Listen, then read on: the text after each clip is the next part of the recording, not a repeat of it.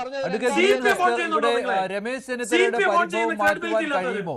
രമേശ് ചെന്നിത്തല ആഭ്യന്തര വകുപ്പാണ് ചോദിക്കുന്നത്. അതോടൊപ്പം തന്നെ തന്റെ കൂടെയുള്ളവർക്ക് മന്ത്രിസ്ഥാനവും അദ്ദേഹം ചോദിക്കുന്നുണ്ട്. നടക്കുന്ന കാര്യമാണോ ഇത്? കൂടെയുള്ളവർക്ക് മന്ത്രിസ്ഥാനം, അത് ഒന്നോ രണ്ടോ മന്ത്രിസ്ഥാനം കിട്ടിയേക്കാം. വളരെ കുറച്ച് ആളുകളെ ഇപ്പോൾ രമേശ് ചെന്നിത്തലയ്ക്കൊപ്പം ഉള്ളൂ എന്നുള്ളത് മറക്കാനും പാടില്ല.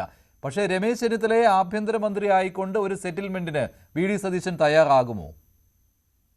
മഞ്ജുഷ, 2021 തെരഞ്ഞെടുപ്പ് പരാജയം ഐക്യജനാധിപത്യ സഹജമായ ആഭ്യന്തര വൈരുദ്ധ്യങ്ങളാൽ സമ്പന്നമായിരുന്ന ഒരു കാലഘട്ടത്തിലാണ് ശ്രീ വി ഡി സതീശൻ എന്ന് പറയുന്ന നേതാവ് പ്രതിപക്ഷ നേതാവായി അവരോധിക്കപ്പെടുന്നത്. സ്വാഭാവികമായും അവിടെ നിന്ന് കഴിഞ്ഞ 5 കൊല്ലക്കാലത്തെ അദ്ദേഹത്തിന്റെ പ്രവർത്തനം എന്ന് പറയുന്നത്, കേരള രാഷ്ട്രീയത്തിൽ ഞാൻ കാണുന്നത് അദ്ദേഹം നടത്തിയിട്ടുള്ള ഇടപെടലുകൾ എന്ന് പറയുന്നത്, കേരള രാഷ്ട്രീയത്തെ നവോത്ഥാനത്തിന്റെ കാലഘട്ടത്തിലേക്ക് പുതിയ നവോത്ഥാന ചരിത്രം രചിച്ചുകൊണ്ടാണ് അദ്ദേഹം വന്നത്. ഒരൊറ്റ മത നേതാക്കന്മാരെയും തന്റെ കൈപ്പാടകലെ നിർത്തിക്കൊണ്ട് അവരുടെ 3 വോട്ടുകൾ പോലും വേണ്ട എന്ന് തെരഞ്ഞെടുപ്പ് ഘട്ടത്തിൽ പറയാൻ ആർജവം കാണിച്ചിട്ടുള്ള ഒരു നേതാവ് കേരള രാഷ്ട്രീയത്തിലുണ്ടെങ്കിൽ ഇപ്പോ അത് ശ്രീ വി ഡി സതീശനാണ്. ഇതിനു മുമ്പ് EMS 1957 സർവമത സംഘടനകളെയും എതിർത്തുകൊണ്ടാണ് തെരഞ്ഞെടുപ്പിനെ നേരിട്ടുകൊണ്ടേയിരുന്നത്.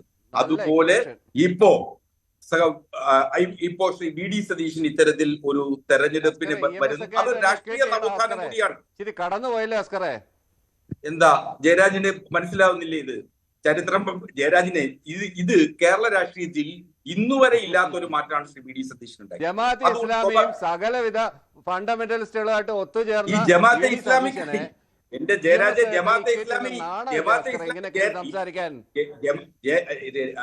ജയരാജ ജമാഅത്തെ ഇസ്ലാമി എനിക്കറിയാവുന്ന പേരുച്ചരിക്കാൻ പോലും താങ്കൾക്ക് യോഗ്യതയില്ലെന്നേ ഒരു പാനൽ. ജമാഅത്തെ ഇസ്ലാമി അങ്ങനല്ല. ജമാഅത്തെ ഇസ്ലാമിയെ എനിക്കറിയാവുന്ന അത്രത്തോളം ഒന്നും ജയരാജൻ അറിയില്ലല്ലോ. അതുകൊണ്ട് അത് വിട്. ജമാഅത്തെ ഇസ്ലാമി എന്നുവരെ ഇപ്പൊ നിങ്ങൾക്ക് ശത്രുവായത് ആയിരുന്നോ?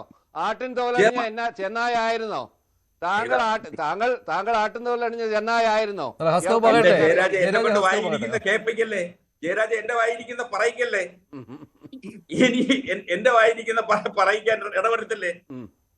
ഞാൻ ആരാണെന്നുള്ളത് ജയരാജിന് നല്ല വൃത്തിയായിട്ട് അറിയാം. പറഞ്ഞോളൂ. ഞാൻ മറുകണ്ഠം ചാടിയല്ല.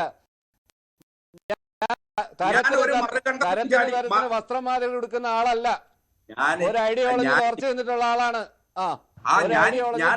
അവസാനം വരെ ഉറച്ചു നിന്നിട്ടുള്ള ആളാണ് ഞാൻ. തരത്തിന് മറുകണ്ഠം ചാടുന്ന ആളല്ല. ജയരാജ എന്നെ കൊണ്ട് പറയിക്കല്ലേ ദയവ് ചെയ്ത്.